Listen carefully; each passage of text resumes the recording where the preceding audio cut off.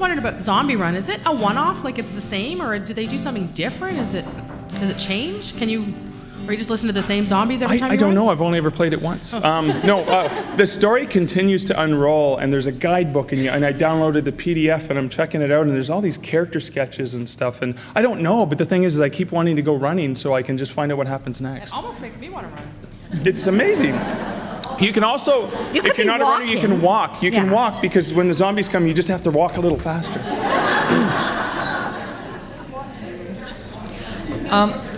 Yeah, I love this idea of interactivity and this storytelling, but I'm just wondering, like, many people have started a blog and realized no one reads it, nobody comments. So how would you do something like that and make sure it got noticed?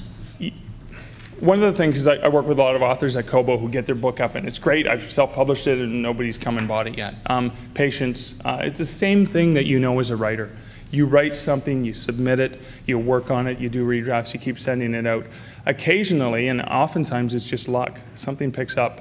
I've been blogging since 2006, quite avidly, and it's weird the things that people find to get to my website. I posted a comment like, Clifford, the big red dog, where does he go to the bathroom, and what kind of mess is that? Because I've always wondered questions like, and honest to God, lately in the last 2 months, everyone's searching for Clifford and poop. And they're finding my, but it's weird, but then that sort of thing, because I'm just blogging about things that as a father, I'm reading a kid's book and I muse, sometimes that draws people to my blog and then they go, oh, that's kind of neat. Oh, well, look, he writes. Oh, neat, there's a free story online, I can check this out. That's one of my biggest suggestions to you, is that you don't just blog about your writing, because to some people that can appear to be sort of self-serving.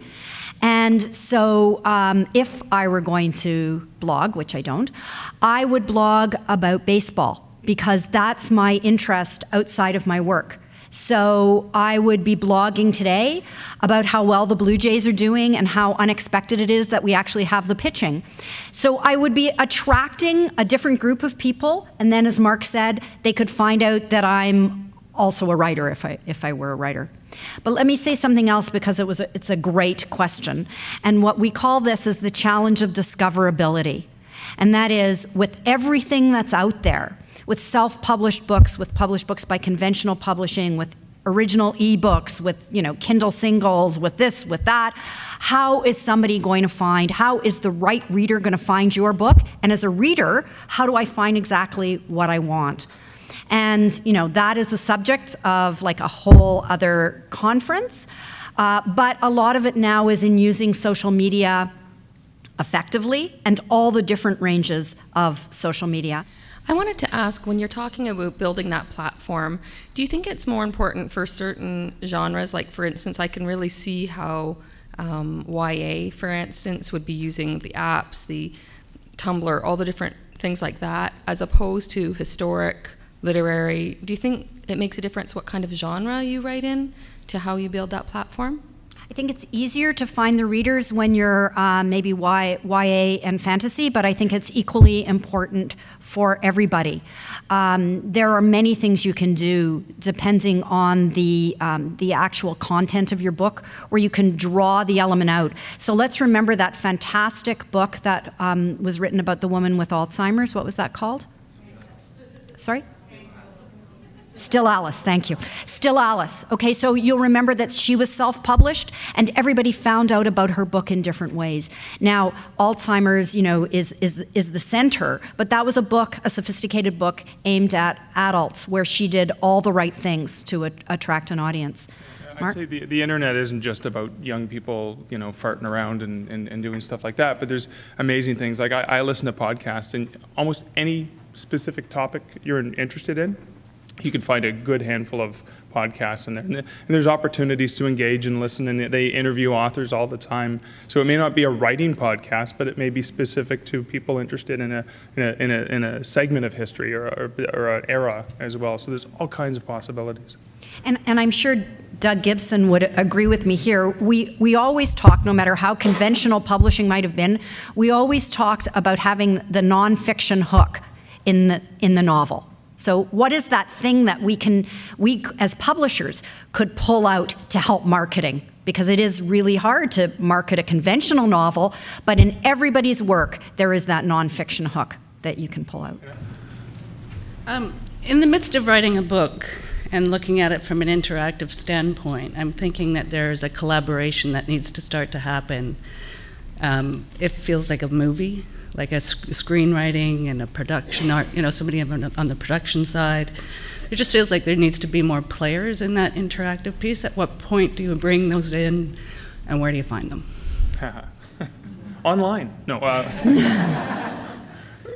But there's probably writers groups online, things like that. I mean, some of the projects, particularly theatrical projects, when you're working with a group of people, one of the most exciting things to do is to actually collaborate with other people. And when I've collaborated with writers, it's been a really, really good experience. And sometimes just the sharing of an idea ends up morphing into something else and go, well, I know so-and-so who loves doing video stuff. Let's go talk to them. And in a lot of times, it just happens organically through engaging and networking. And so being at a place like here is a fantastic opportunity to meet someone who's interested in the same things you are, but probably has a different angle or a different way of getting into it. So this kind of thing helps. The other thing I would say about that is you've probably all heard so much already about how much you need to do before you even submit your manuscript to an agent or to a publisher. But if you do submit to an agent and the agent likes your work, they're going to help you with all of those next steps. So as long as you're thinking about the potential, that transmedia potential yourself, and you take that forward to the publisher or the agent, they might be able to be the one to make the connection for you, and you can continue to collaborate. Yeah, one of the first things that when I signed the contract with Dundurn Press, I have a book called Haunted Hamilton coming out in August. One of the first things they sent after the contract was, what's your marketing plan? What are your ideas? What bookseller should I talk to in Hamilton?